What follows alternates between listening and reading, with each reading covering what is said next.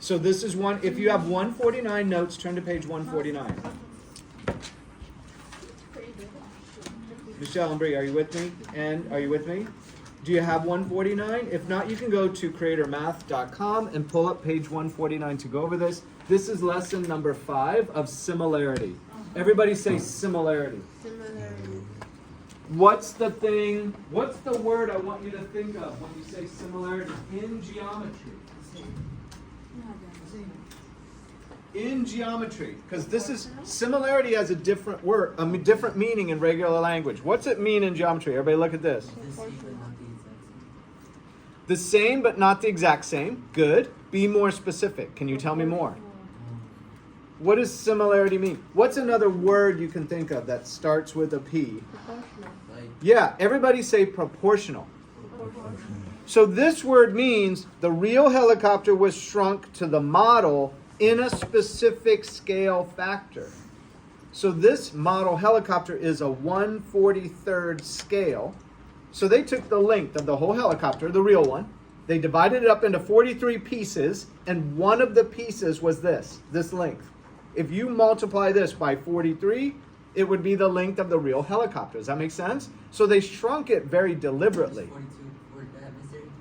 42 more you need to buy. I gotta buy 43 of these to put together the whole one. Yeah, I see what you're saying, right? But that's what similarity is. So it's not just the word in your regular language like, oh, these two things are similar. No. In geometry, it's got a specific use of the word. Similarity means proportional. Okay, so with that, on this similarity lesson number 5, it's using similar triangles to predict height. If an object casts a shadow which lines up with another object, what can be said about the relationship of the two objects? So, can you see my diagram up here? Yes. Can you tell, what is this right here? A sun. The sun. Everybody see it? Do you see the sun? Mm-hmm. What is this right here? A building. A building. What is this right here? A human. A human. Thank you. And the shadow, so the sun is here in such a way that the sun just peeks over the corner of the building. The shadow comes straight down and is right on top of the head of the person. And it might take us, like if we go outside and do this, which we might do before the end of the semester, if we get a chance, we might go outside and we might look for a shadow, and somebody's going to have to stand right at the point where the sun is like just touching their head, but then going down to a shadow over there, right?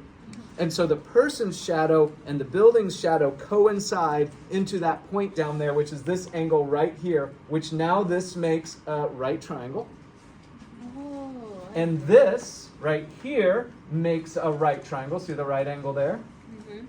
And this one fits inside of it. So it's that nested right triangles there, proportional, just like this is to the big helicopter.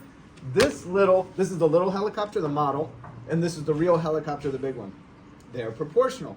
And so they're related by a scale factor. And we don't necessarily need to know it, but we need to know the different dimensions. So we measure from the building to the person is 70 feet. This mark means feet. From the person to the end of the shadow is 10 feet. Together, 70 and 10 is 80 feet. So the length of this triangle formed by the shadow on the building is 80 feet long. And we're trying to figure out how tall is the building. We don't have a tape measure that's long enough. So we're going to use proportional triangles to figure out the height of the building. Does this make sense? Our tape measure is not long enough, right? We don't know. We're way up. Or we don't want to climb up on the building either, right? We're going to stay on the ground. We can't get to the top of the building, maybe is a better way to say it. Okay, so we know how tall the person is, so we measure the person in, let's say, 5 feet, right? A lot of us in this room might be close to 5 feet. Probably taller you guys are. But 5 feet is good for the calculations. All right, if you're 5 foot 2 inches or something like that, or 5 foot 6 inches, or if you're 6 foot, that'd be great too. We're just using 5 feet because it makes our calculations easy for the example. Okay, so 5 foot here, and we measure from the person to where the shadow ends, and that's 10 feet. So the small triangle has a height of 5, a length of 10.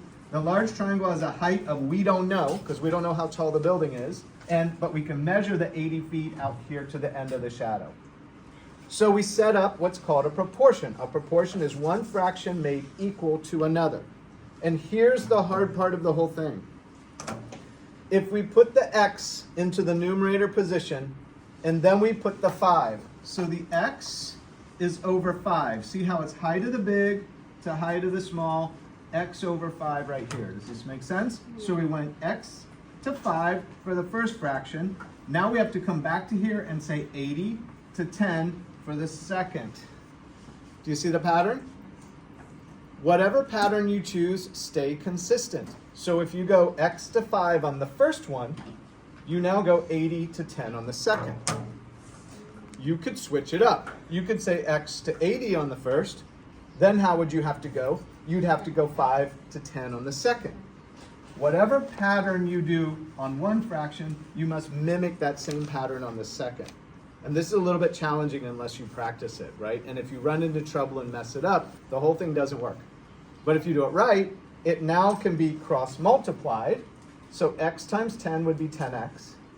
5 times 80, 5 times 8 is 40, plus a 0 is 400. We're going to divide both sides by 10, so the x becomes alone on the left side. 400 divided by 10 gets rid of a 0, so we're left with 40 feet high. So this building, without having to go to the top of it, we measured the building as 40 feet high. Is this pretty good? And we're using proportional or similar triangles, and hence we're predicting the height of shapes based on similar triangles. Okay, one more example. It's very similar. Here's a house. Here's the sun again, and this is a mailbox. Have you seen mailboxes? What's weird is I don't think there's that many mailboxes. I think they've taken a lot of the mailboxes away. It's old. Right? I should write here, mailbox. Not the ones like on a house, but the ones that stand on the sidewalk, right? Okay.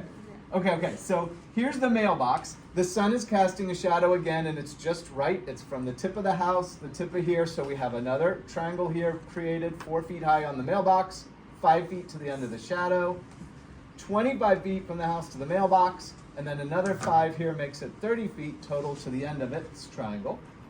And we want to know the height of the house. Okay, so we're going to do, it's just a second example of the one we already did, but this one's set up in the proportion a little bit differently. So here we said x over 30, right there.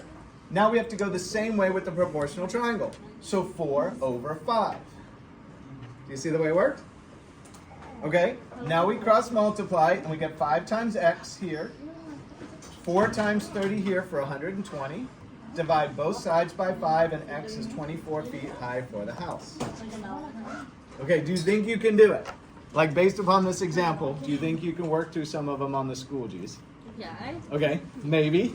Maybe I want you to try it. Okay? Okay, hit pause on that.